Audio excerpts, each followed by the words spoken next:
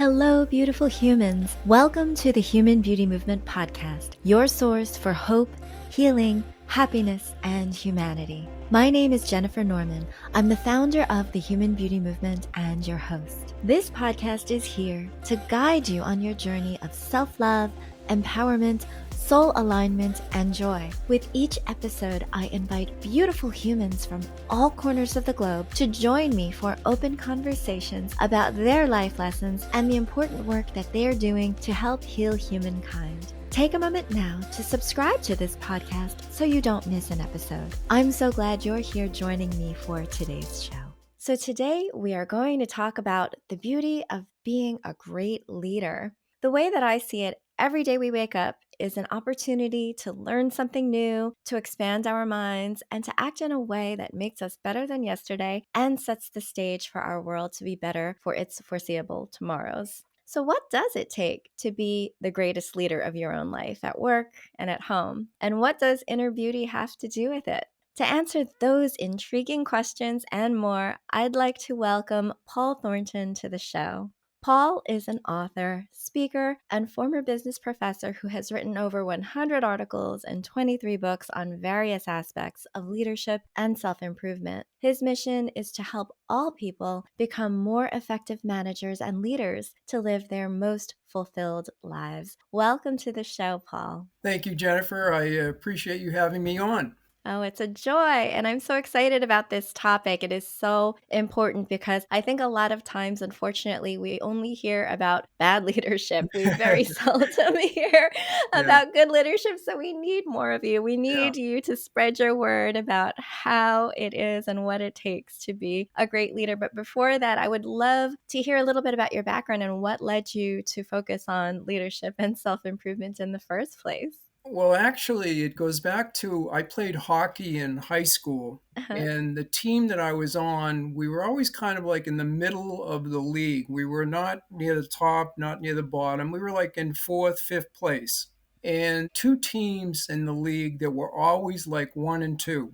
So it got Mm. me wondering, why is that? Why can't our team be one or two? Why can't we win the championship? And it Mm-hmm. got me thinking, our players were as good as the other kids, and I thought we were very comparable. And so I concluded it had to do something to do with the coach. I thought the Mm-hmm. coaches of these top teams were doing something different, something better, something to bring out the excellence in the players, etc. So that kind of got me interested in the topic. And from there in college, I had a great course on leadership, and that further stimulated my interest in it. So it's been kind of a lifelong passion, interest, hobby to find out what do the best leaders do to bring out the best in people, to make them excel, to have them achieve things they never imagined they could achieve, that type of thing. So that's that kind of my playing hockey is what got me interested in leadership. And team sport, that is just a great trial by fire when you're young. You really see firsthand what it does when you have an effective coach versus ones that are ineffective. And so I guess what I would like to do is also let's talk about effective leadership. What are some of those qualities that great leaders possess that perhaps others are missing? I think the big idea for me, the great leaders have an orientation that they're focused on the person, the team, the player, and they're trying to figure out what they can do to help that person achieve and be the best that they can be. So everything they do is aimed at diagnosing and figuring out what can I do to help this person up their game, improve their performance, be a better team player, that type of thing. Now, great leaders certainly challenge us. They set the bar high, they have high Mhm. standards, they expect a lot, they expect more than others often think we can accomplish. And then they do a lot of things. They provide feedback, they provide clarity of the direction the team or group needs to go in. They give periodic updates, they encourage people, they give them the resources they need to achieve the goals that are set for the team or department, whatever it might be. So Mhm. those are some of the things. But for me, again, the big idea, it's not about the leader. It's the leader thinking, how can I help my teammates, my employees. It's kind of like a parent. I mean, a parent does the same Mm. thing with their kid. It's not the parent thinking, what can I do to make myself better and have a bigger ego and what have you? What can I do to help my child grow, develop, be all that they can be? That type of thing. Very interesting that you bring that up because the unfortunate truth is that a lot of leadership, even a lot of parenting, is filled with ego. It is Mm. about them, and Mm. perhaps that sets apart the difference between great leaders and the ones that really are missing the forest for the trees because they're thinking more about what is it for them, Mm. how are they going to make themselves look better, Mm. versus I am a servant here. The reason and the role I am here, and I humbly accept it, is to bring out the best in this organization or bring out the best in Mm. this human being that Right. is put before me. Would you say that that's accurate? I think that's very accurate and very clear. And I think more managers and leaders need to think that way. Again, it's not about them. It's not about them getting the silver star and getting all the accolades. It's what they can do to help their people, their employees grow, develop, be the best that they can be. So it's a different Mm-hmm. focus for the top leaders than the average and ineffective leaders. Yeah, yeah. Ultimately, I think that a lot of leaders, if you're thinking about public companies, especially, for example, I mean, a lot of times it's about monetary performance, right? Mhm. It's about, okay, well, yeah, it's like getting the most out of the people, but ultimately, all the people have to be rowing in the same direction in order for us to get year over year growth or the results that we are hoping to get. Otherwise, a lot of times those leaders are replaced, Mm. despite best efforts. But so I'm curious what your take is and what your thoughts are about perhaps some of the reward metrics that are in place. Well, one thing you said kind of triggered, and I thought that the inner beauty of a Hmm. high performing leader, I think they have great alignment with what they think, say, and do. There's great clarity there. They know who they are, they know what they believe and value, and they stand up for their beliefs and values. So they have great integrity. And people Mm, with integrity, we tend to are drawn to them, we trust them, we believe in them. And I think that's what a highly aligned leader projects, that they know themselves, they know what they believe, they know what they stand for, and they model that. They set the example day in and day out. There's not a lot of fluctuations in that. Now, mhm, monetary rewards certainly can pull us in a different direction. Sometimes they pull us away from our core beliefs and values, and we start to do things that we shouldn't do. mm, So, again, a true leader who has inner beauty, inner alignment is clear, and they stay true to their values and beliefs. So that they mm. operate day in and day out. And again, you know who they are and what they stand for. It really gets down to that self-awareness, I think, to your point. It's like, I know what I stand for, I know what's important to me, and then I will put myself in a position within an organization of my choosing because that particular organization aligns with my values. And that way I will be able to shine in the way that I like to lead and that I Mhm. know is best for the people of this organization to feel that they are valuable, that Mhm. they're important, Mhm. and they're inspired to give their best and to be their best every single day. Mhm. I think also too, Jennifer, that the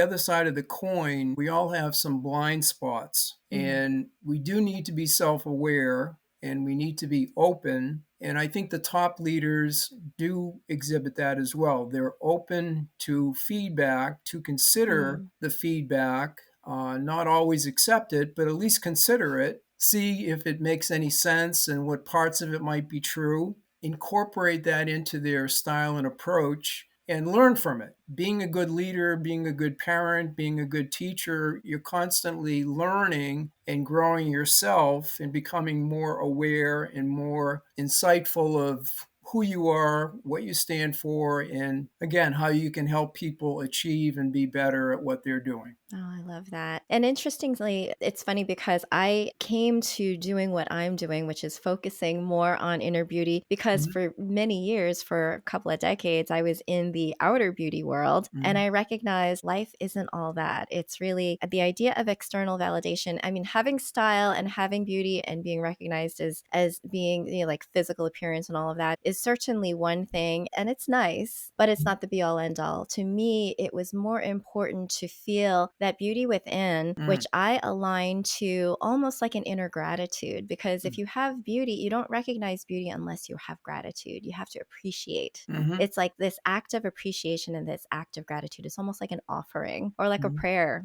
if as it were. mm, And so I almost see that as, yes, leadership and beauty is, it's not something that's mutually exclusive. I think that it's actually very much intertwined because there is this self-awareness, this self-knowing, and this knowing of what you have to offer, mhm, what you can cultivate within yourself, and what you can do to spread beauty, to mhm. spread this goodness out into the world through by touching and impacting and inspiring humanity. And so I think it's a wonderful concept that isn't really talked about very much, the beauty of organizations and the inner Mm. beauty of how the humanity of organizations kind of comes about. But I'm curious if there are any examples that you've seen in practice in real life that you would say, yeah, this is one area where I recognize that through a culture of like just beautiful leadership, like they've really got an approach that makes sense and it shows either in maybe it's Glassdoor or maybe it's LinkedIn or maybe it's in their actual performance. It makes good sense. It's a great way forward and it's a good example of a well-run organization. Well, I think if you think about a high performing team, for example, Mhm. like a pit crew at a racetrack or a synchronized swimming team Mhm. or a college marching band, Mhm. or if you got a chance to watch a high performing surgical team in a hospital perform, it is a thing of beauty that Mhm. everybody is crystal clear on their roles and responsibilities. All the pieces are aligned, they are integrated. Everybody is focused on the same goal. They have the shared values, and everything is executed flawlessly. Mhm. Everything is done just perfectly. It's like you step back and say, oh my God, how do they do that? And it really is a thing of beauty. And same thing for high performing athletic teams. Mhm. I used to coach hockey for a few years, and I'm a big sports fan, and I watch my grandkids play hockey and other sports. But when you see an athletic team performing at their best, again, everybody is clear and the spacing is perfect, and it's almost like there's one brain for the whole group that's out there performing. Everybody is Yeah. so aligned and what have you. It's almost like everyone knows what everyone else is going to do every second of the game, which doesn't Ah, happen that often. But when it does, it's like, oh my God, how did they execute like that? And how did they do that? And so I do think those moments when that happens, it's a marvelous thing and it is beauty. And I always wonder, like, what did the coach do to make that happen? How does a coach create that? How often does it happen? What does a coach do more of that? Create more of mhm. that in the players? It's not easy, don't get me wrong, but No. it takes a lot of communications and a lot of discussion and a lot of clarity around what is our focus and what are we trying to do and what's our mission. All those types of things need to be thought through, but eventually when you get everyone so clear on the mission, vision, value, strategy, it just comes together and it's a wow. It's really something. Mhm. So Mm. those are the types of examples that I've seen in my career. I say that is unbelievable. Yeah. And the leader, I believe the leader is doing some positive things to make that happen, to bring out that inner beauty, inner connectedness, inner relationships between and among all the players. And it's not something you can do, snap your fingers and it happens. It takes a lot of work and effort and discussion and clarity and getting rid of areas where you're misaligned and maybe even replacing players. Some players don't Yeah. fit on the team and you got to get the right players in there and all of that. So I'm rambling a little bit, but you get the idea of what I mean. No, it's beautiful. And thank you so much for bringing that up. It does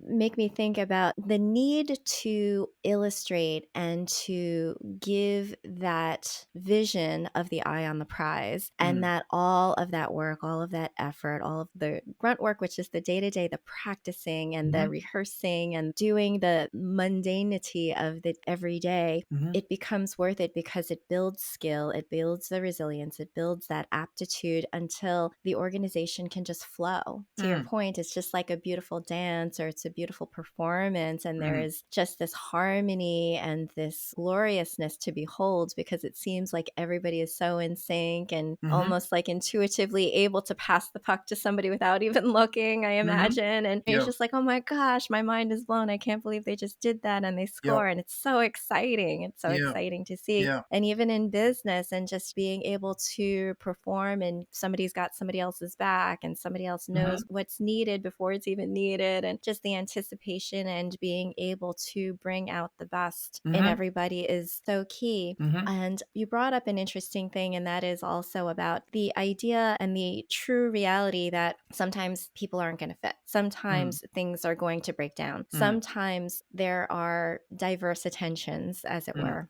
which cause a bit of a breakdown or maybe a monkey wrench in the system, which Mm. might bring some organizations to a halt and cause disruption and not seem so beautiful, Mm. frankly. Can you talk a little bit about how you would coach leaders to put up with these adverse events that can and do happen more Mhm. than not, Yeah. probably, when people don't see eye to eye Yeah. or there's a crisis that happens, a product recall. It could be so many Yeah. different things. Yeah. But what is it that great leaders do when they come across these adverse events and Mhm. how they navigate out of them? Well, I think one thing that leaders need to do is they need to observe people in a number of occasions to see what is the pattern of the behavior. And Mm, typically, the pattern, if the pattern isn't fitting and the person isn't adding value and causing strife and conflict, then you got to do something. So I think you always need to meet with the person one on one. And I think sometimes it's good to start with a discussion of what are their comments on their behavior. Are they aware of what they're doing? Are they aware of the consequences of their behavior? Their mm, behavior may be disrupting the team, it may be causing conflicts that are really non productive. So, do they get that? And what do they think about that? So, kind of get their view first. And then I think as a leader, you're giving them feedback on your observations that their performance is causing certain consequences, and those aren't helping the team or helping other people in the group, whatever it might be.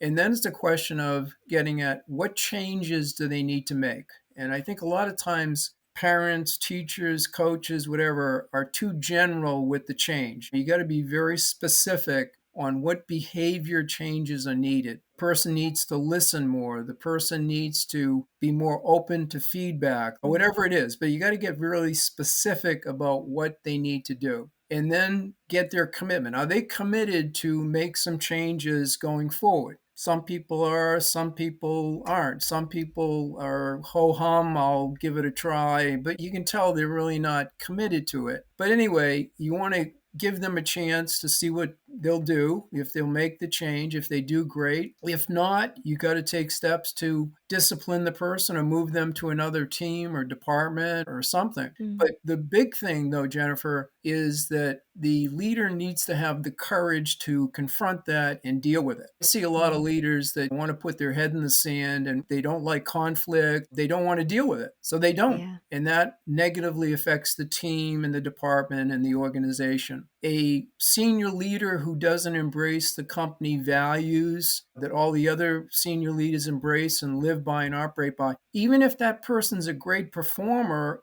you need to deal with that. If they're not embracing the company values, that sends a huge message to the organization. So, again, you got to have the courage to be observant of what's going on and then takes the steps to deal with it. Hopefully, you can help the person turn things around. But if you can't, you got to move them, fire them, terminate them in some cases Mm, for the benefit of the whole organization. You'll never have a high performing, beautiful operating company when you have people that don't fit and aren't motivated to make any changes to fit. It just doesn't mhm. work, Yeah. unfortunately. Absolutely. Those are words well said, very well said. And I think it's a good reminder Yeah, we can't do that with our family members in terms of terminating them, You're but out of the family.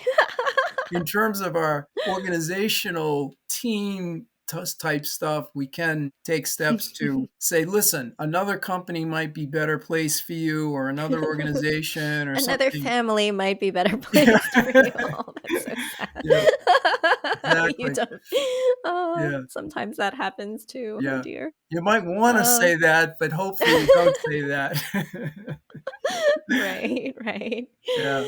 Shifting gears for a sec, I'm really curious what your take is on the state of emerging technology Mhm. and how organizations are handling this innovation, risk taking. AI is taking over everything, Mm. and a lot of displacement is happening. People are working remotely, they don't want to go Mhm. into the office. It's like there's a shift in the 9 to 5, shall we Yeah, say. There's a shift in the idea of what is like corporate or company or professional yeah, these days. yeah. I'm just curious what your take is. I mean, you've seen this beautiful arc that's happened over many, many, many years. And Mm. I'm just curious what your take is on Mhm. where we are today and what you see in the future Mm. as far as the sentiment of organizations and how they're handling this new territory that we're getting into in Mm. terms of innovation. It's complicated. I think technology represents really a set of tools that we have to do Mm, our work to get things done. A lot of the technology, of course, is new to people. So it's this kind of, in some cases, like an immediate reaction of, oh my God, I got to learn how to do XYZ, or I got to learn this software or AI. What's it going to mean for my job? And you get nervous and uptight about it. But I think if you think about it, that just technology is just a set of tools that will help you, or hopefully will help you do your job more effectively, more efficiently.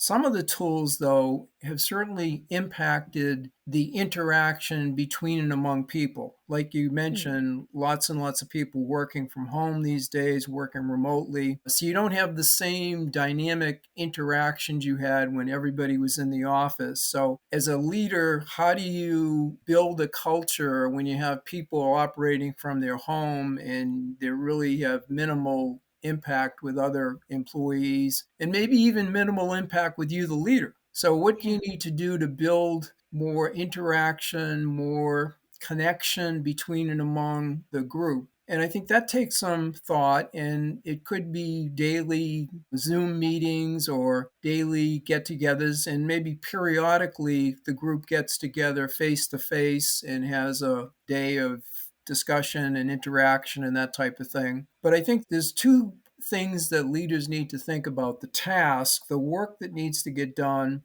and the people. Both of those are very important. So, how does the technology affect getting the work done? Secondly, how does it affect the people, the interaction between and among people? And what are the possible negative consequences of this new technology? And what can I do to circumvent that? And what can I do to make it more inclusive and get people still interacting with each other and that type of thing? So, that's a long answer, but I think if leaders keep in mind those two things, the task and the Hmm. people, and look at those and try to deal with both of those, both are very important, and Hmm. do the right things to get the work done more efficiently, more effectively. But also, you got to be concerned about building your team and the dynamics of your team, and building a culture that's positive and upbeat. And then that's where you get the beauty of the organization, when you build that culture that everyone buys into and everybody believes in and supports, and people have each other's back, as you mentioned before. And that becomes a high performing organization. They not only have the tools and the technology, but they have the people side of the equation to succeed. And that makes them a high performing group over time. Yeah. Something that you just mentioned also reminded me of the fact that a lot of companies with remote and as much as they're trying to do on Zoom, I was speaking with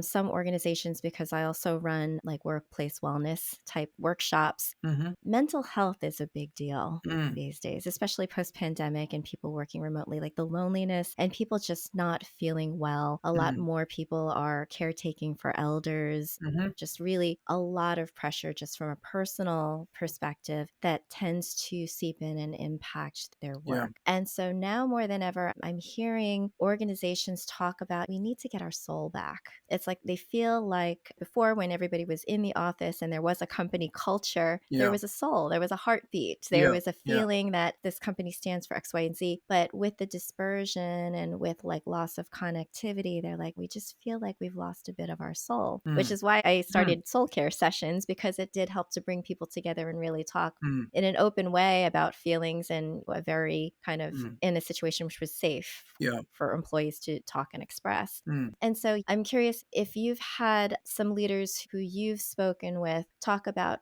ways that they are able to retain the kind of soul for their company so that Mm. they can feel that there is humanity there. It is, yes, obviously it's about performance and high standards, and we want to do the very best high quality that we can. Mhm. But there's also this very human aspect that I'm working with and being very open minded to in order to help people just Mm. feel okay at work. Mhm. Yeah, what I've heard, really three things that companies or some leaders are doing is, one, they have a daily huddle, a 15-minute meeting each day with their team Mm, via Zoom or some technology. Secondly, they have one-on-one meetings with each person individually, at mm, least once a week or once a week. nice. And then periodically, like once a quarter, they get everybody together face to face. Those are kind Hmm. of the three that I've heard are being used quite often. Now, some companies, as you know, are requiring people to come in 2 days a week or Right. 3 days a week, that type of thing. But I don't know. Then you get some people coming in on Monday and Tuesday, other people coming in Thursday, Friday. So I don't know if that really gets you where you want to be. But anyway, some are doing that. It's not easy, but some of those techniques, the daily huddle, the one on ones, and the once a quarter get together as a full team, face to face, and have an all day meeting or half day meeting, that type of thing. I think those can be beneficial for reconnecting and also reminding people of the core values and our mission and strategy and all those types of things, and getting people to see each other and socialize and have some fun activities in the afternoon, that type of thing is good. So that's what I've heard. Yeah, no, excellent, excellent ideas and suggestions for those who aren't doing that. Mm, Hopefully, that will make a difference for other organizations as well. mm. So, Paul, I would love to know, what other projects and initiatives are you working on? What can we expect from you in the near future? Well, I just finished writing a book. I think it's a book, a topic that I don't see a lot out there on. And it's getting at the idea of leaders providing the right amount of what's needed. Now, let me explain. Hmm. Let's take collaboration. You know, there's a Hmm. lot of people saying collaboration's great and we should do it and it does wonders and all that. I agree, but too much collaboration is as bad as too little collaboration. So it's kind of figuring out what is the sweet spot or what is the right amount of collaboration. For example, I know one company, the employees were complaining that all they do is go to meetings, all they do is go to these collaboration events. They spend 80-90% of their time collaborating. And they said little is accomplished. It takes us forever to make decisions. And it was a great example of way, way, way too much collaboration. The other extreme, I heard of one company that employees were complaining that the manager, the leader, makes all the decisions. They never include us. They never ask us our opinion. We don't collaborate on anything, et cetera, et cetera. So Mm. finding that right balance. Same idea for coaching. Some leaders overcoach.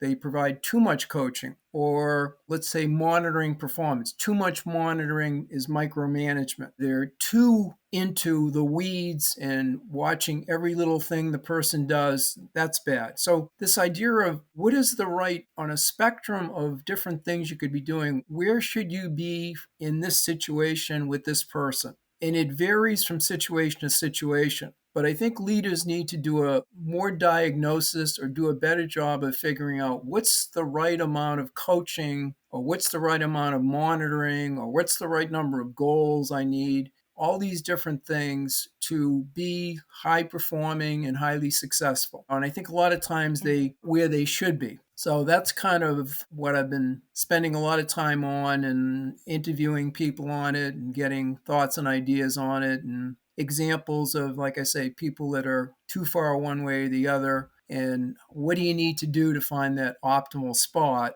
And a lot of it is trial and error. I mean, you may Yeah. try something and it doesn't quite work and you got to back off a little bit. Maybe I'm over coaching. Sometimes no coaching is what you should be doing. Let the person figure it out for themselves. Don't jump in and start telling them what to do and how to solve the problem. Let them figure it out. Other times, if it's a safety issue or concern, you got to do immediately jump in and correct something so they don't get hurt or that type of thing. Mm-hmm. So yeah, so that's what I'm working on. I really just finished the manuscript a few days ago, and it's going off to the publisher as we speak. So Wonderful. that's my latest Wow. project. That sounds like it's going to be so helpful. And that feedback, I think that a lot of organizations are getting more used to 360 feedback, where it's like, okay, start doing this, stop doing this, continue doing this. And Yeah, so getting to that sweet spot, that yeah, Goldilocks spot, I think is going to be more helpful for those. Sometimes it's not easy to get to